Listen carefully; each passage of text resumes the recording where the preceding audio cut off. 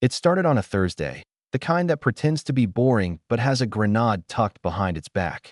I was in my office, not doing anything heroic, just balancing spreadsheets and trying to convince my coffee not to taste like burnt cardboard. My wife, Dana, had texted me something domestic and innocuous. "Don't forget the almond milk," smiling face with smiling eyes.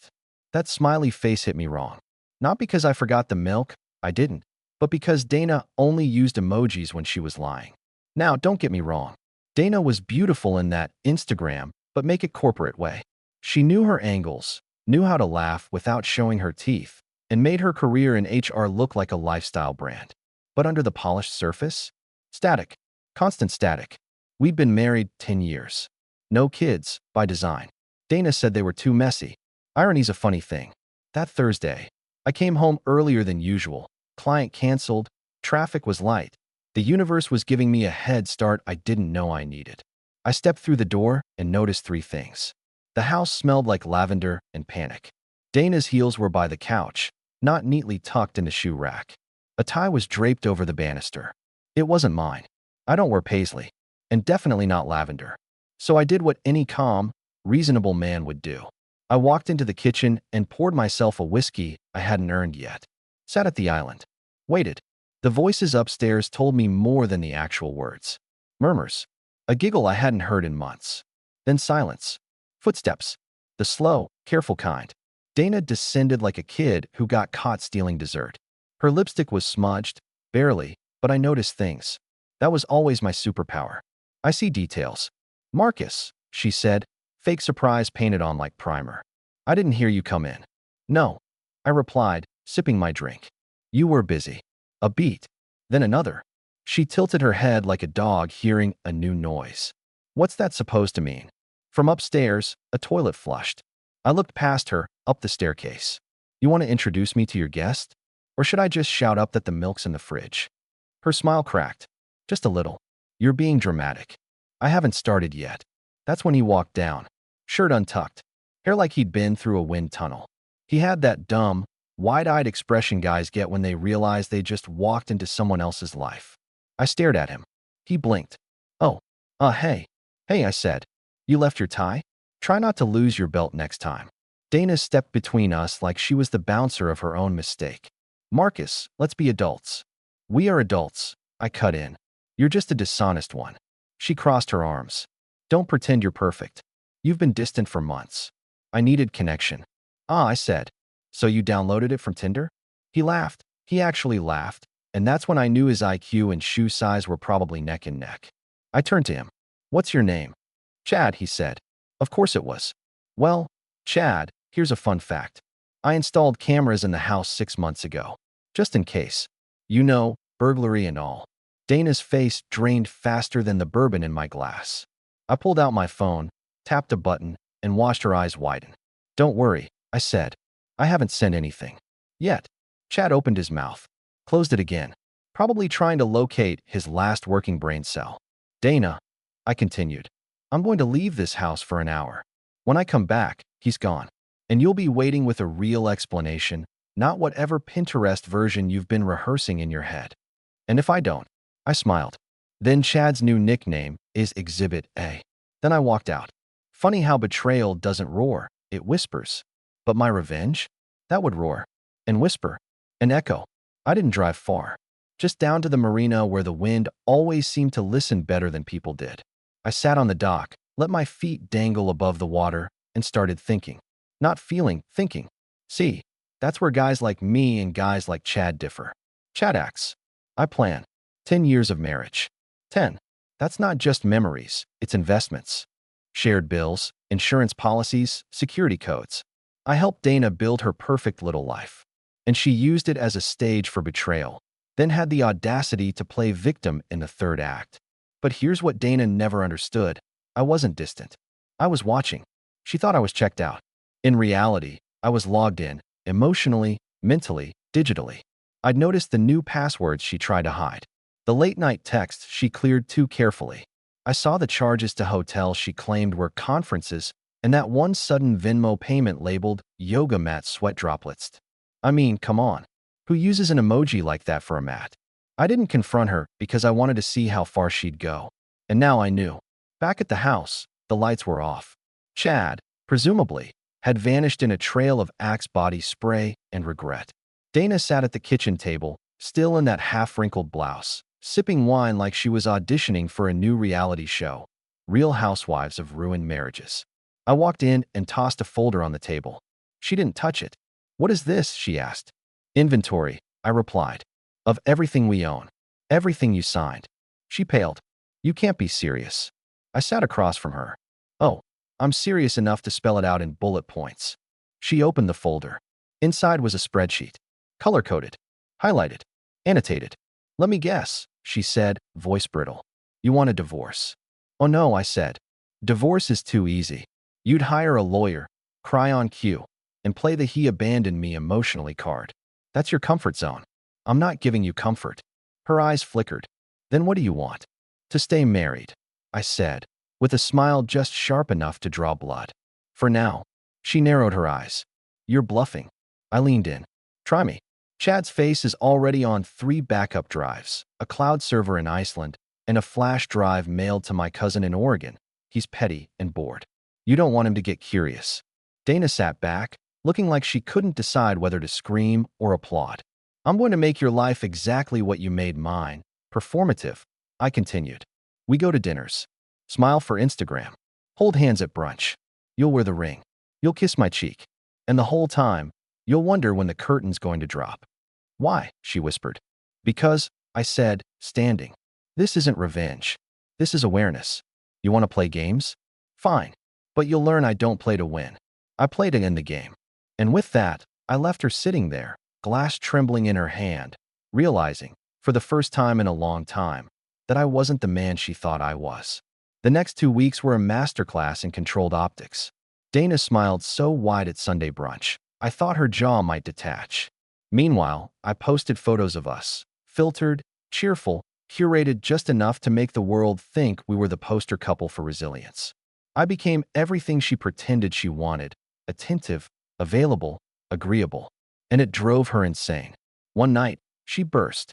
"Why are you being so perfect?" she hissed as we folded towels in our guest bathroom. Her idea of couple therapy. "You know I cheated. Why are you playing house like it didn't happen?" I folded another towel. "Because I'm not just playing house, Dana. I'm flipping it." Her brows furrowed. "What does that mean?" "Think of this as the third act. You wrote the betrayal. I'm directing the finale." I didn't elaborate. I wanted her imagination to do the damage. It's more effective when they start haunting themselves. But let's rewind. Because while Dana was pacing the kitchen rehearsing apologies for an audience that no longer existed, I was laying groundwork. Quietly. Efficiently. With a smile. First, I updated the beneficiaries on my life insurance and pensions. She didn't notice. I removed her name with the kind of precision that made my CPA laugh nervously and say, "Going through something?" Second, I met with a lawyer. Not a divorce lawyer. Yet, but a litigation attorney. One who specialized in breach of marital contracts, hidden assets, and digital infidelity. "Why not just leave her?" he asked. "Because that's what she expects," I replied. And I never give Dana what she expects. Third, I hosted a dinner party. Oh yes, the classic suburban charade. We invited friends, neighbors, colleagues. Dana wore that green dress I always said made her look like money. And she laughed a little too hard, smiled a little too wide, and held my arm like it was the only thing keeping her from falling. The best part? Chad was there. Yep, invited him myself. Dana's eyes nearly fell out of her skull when she opened the door and saw him standing there holding a bottle of red and a box of macarons, like a welcome home cliché. "Marcus," she hissed when she found me in the kitchen. "What the hell is he doing here?" "You said we should be more open," I said. "I'm just embracing your philosophy." She seethed. Chad, on the other hand, spent most of the evening trying to act like a guest who accidentally crashed a funeral. Midway through the evening, I clinked my glass. "Can I have everyone's attention?" Dana froze. "I just want to thank everyone for coming," I said, warm as ever. "Dana and I have had a tough year. But you know what they say, what doesn't kill your marriage makes your Instagram feed stronger." Polite laughter. Dana fake laughed. Chad sweat. "But seriously," I continued, "life is full of surprises. You think you know someone, and then bam, They show you a version of themselves you never saw coming. It's humbling and oddly clarifying. I raised my glass. To clarity. Everyone toasted. Dana stared at me like she'd just realized the ground beneath her wasn't solid. After the guests left, she stood in the foyer, arms crossed. You're trying to humiliate me. No, I said, heading upstairs. I'm letting you do it yourself. Marcus Hale's story continued. You'd be surprised how easy it is to undo a person who's built their world on image. Dana wasn't in love with me anymore, hadn't been for years. But she was deeply, romantically obsessed with being admired. The housewife with edge, the career woman with perfect hair, and a cute husband who supports her journey. If she could have bottled that image and sold it in mason jars at a pop-up market, she would have. So I gave her more of it. More Marcus the husband. More filtered selfies. More late-night, candid photos of wine and candles with vague captions like, "Real love isn't perfect. It's real." People ate it up. And Dana? She lapped up the praise like validation-flavored ice cream. She didn't know I had a second phone. On that second phone was a log of every message she sent to Chad, the ones she thought she'd deleted. My old tech buddy, Simon, helped me recover them with a shrug and a grimace. Dude, he said after an hour of scrolling, this woman's got a PhD in self-justification. She did.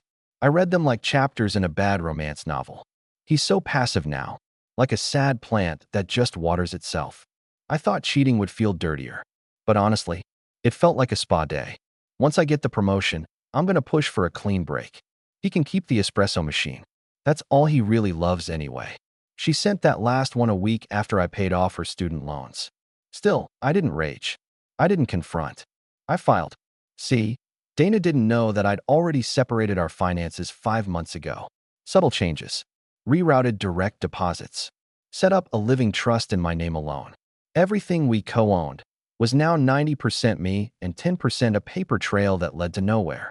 She was too busy curating her lifestyle to notice she'd become a guest star in it.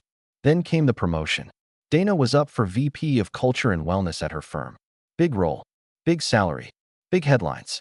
She rehearsed her speech in front of me 3 nights in a row. I nodded, supportive as always. Said things like, "You're gonna kill it," and they'd be stupid not to pick you. Meanwhile, I was already talking to HR. Not hers. Mine. I'd learned Dana had, for months, been using my company health insurance to cover wellness retreats she claimed were for burnout and marital strain. The kicker? She'd used a therapist's code under my name. Which is fraud. Cute fraud, but fraud nonetheless. So I gathered everything. Texts, insurance records, audio clips from the mic I'd hidden in the air purifier. Yes, I went full Batman. And a digital copy of her bachelorette weekend security footage from the resort. Pro tip, don't make out with a waiter while wearing a sash that says, "Almost a wife." Cameras see all. I wasn't going to use any of it publicly. I wasn't that kind of man. I just needed her to know I had leverage. And she had none. The day of her big VP interview, I made her breakfast. Eggs, toast, a smoothie, her favorites. "You're not nervous?" I asked. She smirked over the rim of her coffee mug. "Please, I'm built for this." I smiled. "I believe you." She walked out the door in heels so sharp they sounded like typewriter keys. I waited exactly 20 minutes. Then I called Chad. He picked up on the third ring. Hello." "Hey," I said, cheerful. "It's Marcus, Dana's husband." Long silence. "Oh, I wanted to thank you." "For what?" "For reminding me how much my wife undervalues intelligence." Another pause. "I'm not sure what that." "You're gonna get a call from her soon," I said. "She'll be panicking. She'll beg you not to believe anything you hear. That's your cue." "Cue for what?" "To realize you're just a placeholder for her next phase." Click. Dana called me 4 hours later. Breathless. Furious. "What the hell did you do?" "I made you a promise," I said calmly. "I said we'd stay married, for now. And I said you'd never know when the curtain would drop." Her voice cracked. "They postponed my offer. HR flagged an insurance irregularity and she choked, a private video they got anonymously." "You sent them that?" "No," I said. "I sent it to your lawyer." "I assume he sent it to them. That's what happens when you CC people you shouldn't trust." Silence. "I haven't gone public with anything," I continued. "Your secrets are still safe. But you're not." "What do you want from me?" she whispered. "Nothing," I said. "Absolutely nothing. I can't fix this if you ruin me." "I don't want to ruin you, Dana." That's your job. I just made sure the mirrors were clean so you'd see it happen. There was a pause. Then she asked, voice small, are you leaving me? Not yet, I said. There's one more thing I need. Her breath caught. I need you to help me sell the house. Sign the documents. Smile in the photos. Make it look mutual. And then, I chuckled softly. Then you're free. To go be whoever you've been pretending to be. Marcus, she said after a long, heavy pause. You really planned all this? Yes, I replied. While you were playing checkers, I was installing the chessboard. 2 weeks after that phone call, Dana and I were standing in the master bedroom. Our master bedroom, for what was supposed to be the final walkthrough with the realtor. She wore sunglasses inside. Not the glamorous kind, either. The kind you wear when you've been crying but still want to look indifferent. I had already packed everything that was mine, which, oddly enough, turned out to be very little. Some suits, my books, 2 paintings, and a 12-year-old espresso machine she once called obnoxiously loyal. That last bit stuck with me, because I was. And I paid for it like interest on a bad loan. You don't have to be here, she said, adjusting her coat sleeve even though it was warm out. They'll send the documents over. You could have just emailed. Sure, I replied. But I wanted to see the walls one last time. She looked up then. Why?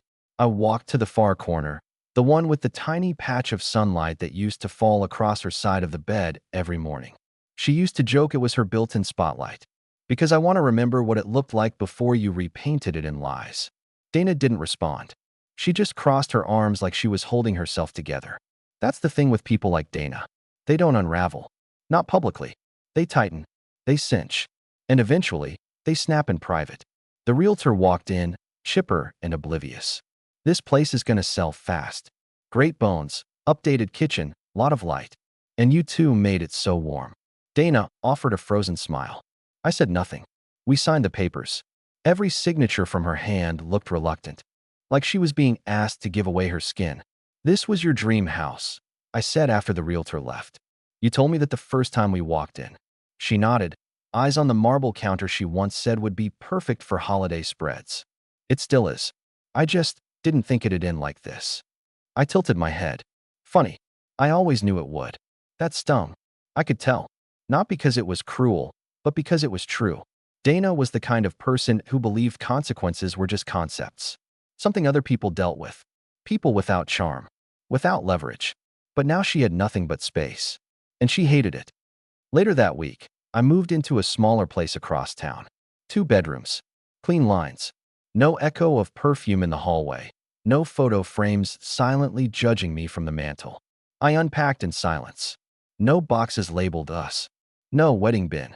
No join anything. And let me tell you something. Solitude gets a bad rap. Everyone's afraid of being alone because they think it's a punishment. But it's not. It's an upgrade. Especially after sharing square footage with someone who turned your love into an exhibit for their own ego. That night, I sat on my new balcony with a drink in hand and a breeze on my face. There was a strange peace in not having to guess anymore. No more second-guessing texts or pretending not to hear the subtle sound of emotional cheating. Laughter behind a closed door. My phone buzzed. Dana. Of course. Can we talk? Just talk. Please. I stared at it. Thought about ignoring it. But instead, I replied. 1 call. 1 hour. Your clock starts now. She called within seconds. Thank you. She breathed into the phone. I've been, I don't know, replaying things. You were never what I said you were. I didn't interrupt. She wasn't done. You were solid. That's the word. Solid. And I mistook that for dull. For background noise. But now, all I hear is silence. Not the peaceful kind. The screaming kind. I waited. I ruined it, she said. Yes, I said. You did. And I know I don't deserve anything from you. But I had to say it. Is that all? No, she whispered. I miss you. I chuckled. Dry and hollow. You miss the version of me that put up with your version of you. She was quiet. Then, he's gone, by the way. Chad. Yeah. Turns out he doesn't like women who come undone. Of course not. He prefers puzzles he can solve in 5 pieces. She laughed. Sad and brittle. You always had better metaphors. That's because I had better material. Silence stretched again. She was still holding on to some invisible string between us, hoping it hadn't snapped. It had. She just hadn't felt the snap yet. There's something else, she said finally. Before we sold the house. I found a box in your office. I closed my eyes. I knew the one. Black shoebox. Locked. Labeled "Do not open unless you're willing to know everything." She opened it anyway. Of course she did. It was full of photos, she said. Printouts. Logs. Hotel records. Voice memos. You had everything. I did. You could have destroyed me. I nodded. I still could. So why didn't you? This time, I let the silence stretch. Let it grow just long enough to make her hear herself breathing. Then I said, because I wanted you to. What? I wanted you to destroy yourself. Not in front of people. That would have been easy. But slowly. Quietly. Alone.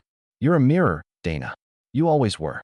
And now that you're alone, you're finally forced to look into one without anyone else's reflection there to distract you. She cried then. And for the first time since this whole thing started, I didn't feel anything. Not sadness. Not anger.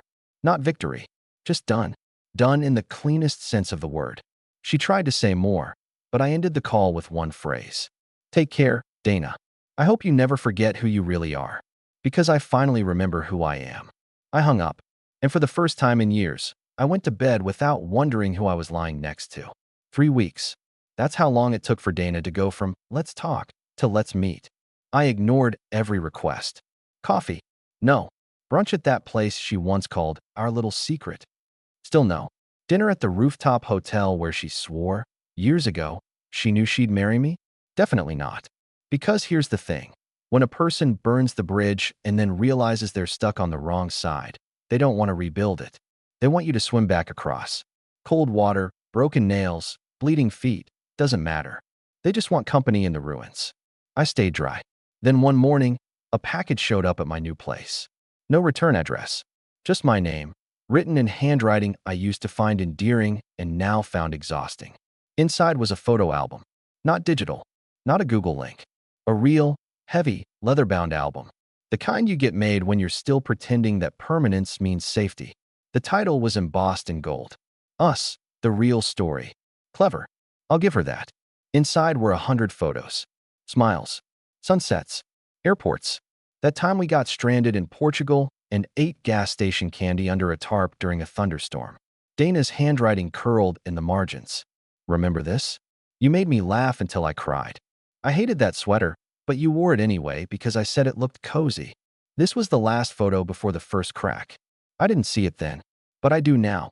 It was an apology without the word sorry. A eulogy for a marriage she'd killed with her own hands. And somehow, she still wanted me to mourn beside her. I closed the album, not angry, not touched, just tired. You see, grief doesn't always arrive in black. Sometimes it wears designer perfume and delivers itself like a late Amazon order. That same afternoon, I got a call from Dana's sister, Elise. We'd always gotten along, mostly because Elise had a low tolerance for pretense and a sharp tongue that Dana used to mock behind her back. Funny how the most honest person in the room is always the one labeled too much. Hey, Elise said. You have a second? I was already pouring coffee. For you? Always. There was a long pause.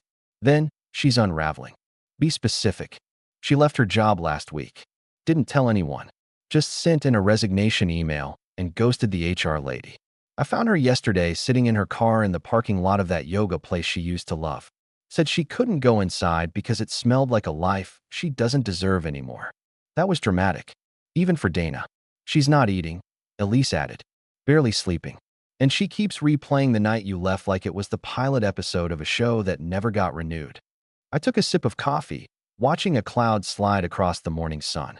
Marcus, Elise said gently, I'm not calling to guilt you. I just thought you should know. I appreciate it, I said. And I meant it. But I wasn't going back. Not to fix her. Not to witness her falling apart. That's the mistake a lot of people make. They confuse compassion with participation. I could feel sorry for Dana without stepping into the mess she made. That night, I drove. No destination. Just roads and music and the hum of new peace. I ended up near the old neighborhood. Not close enough to see the house, but close enough to remember which streets used to be ours.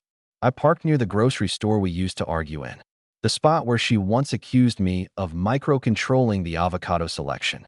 For the record, I just didn't want to buy four that would ripen on the same day. I sat in my car for a while, engine off, headlights dim. That's when I saw her. Walking. Alone. Hair pulled back. Hoodie too big. No makeup, no camera-ready smile, no curated version of herself. Just Dana, raw and real. And for the first time, I saw the person underneath the betrayal.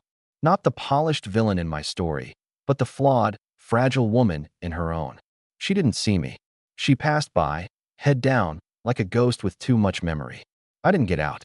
Not because I didn't care, but because I finally understood that closure isn't something you get from them. It's something you decide without them. I started the engine and pulled away. Slowly, quietly.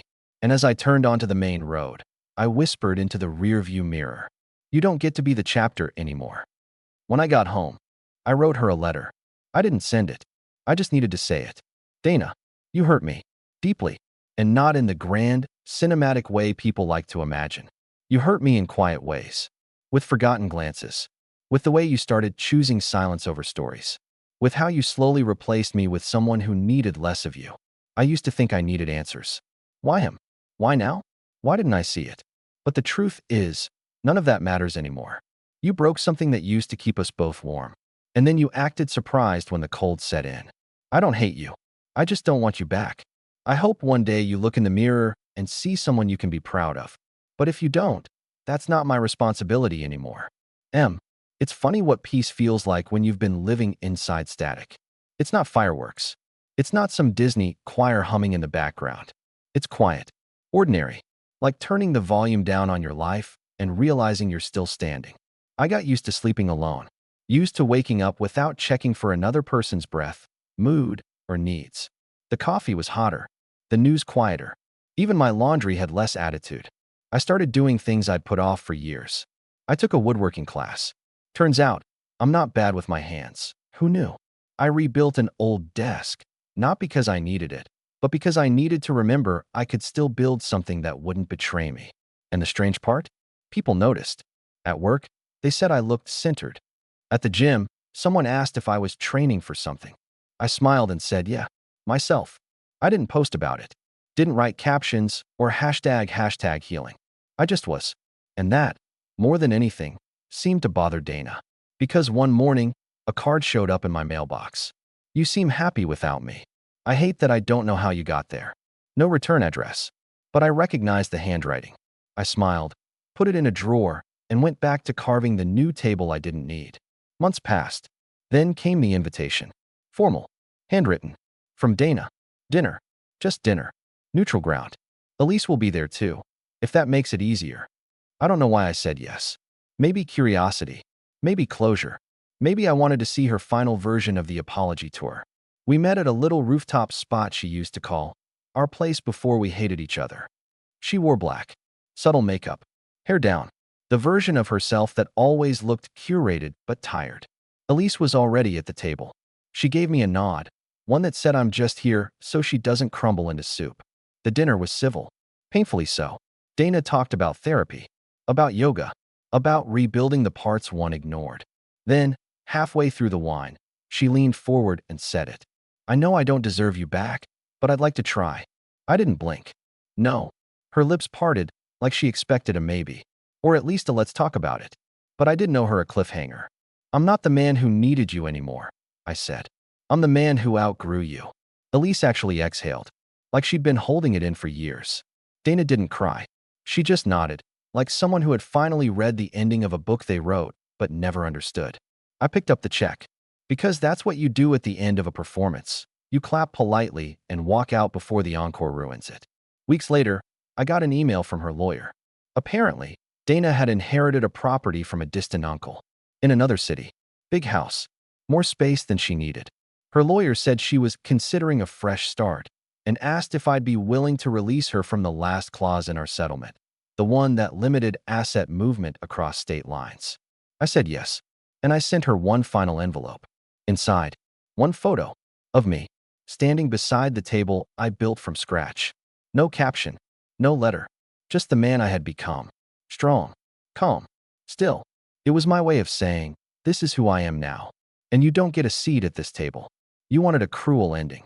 So here it is, cruel not in violence, or scandal, or flames. Cruel in precision. Cruel in simplicity. A month after her move, I launched something I'd been working on in the quiet hours of my new life. A blog. Just a small one. Anonymous. No names. No photos. Just a story. My story. A well-written chronicle of betrayal, silence, strategy, and rebirth. I called it The Husband Who Listened, and it went viral. Turns out, a lot of people know a Dana. A lot of people are a Marcus. People shared it, quoted it, wrote think pieces about emotional strength and quiet exits.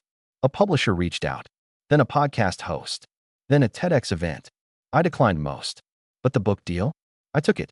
6 months later, there she was, Dana, sitting in a bookstore in her new city, flipping through a copy of the memoir she never saw coming. No names, but every page screamed her.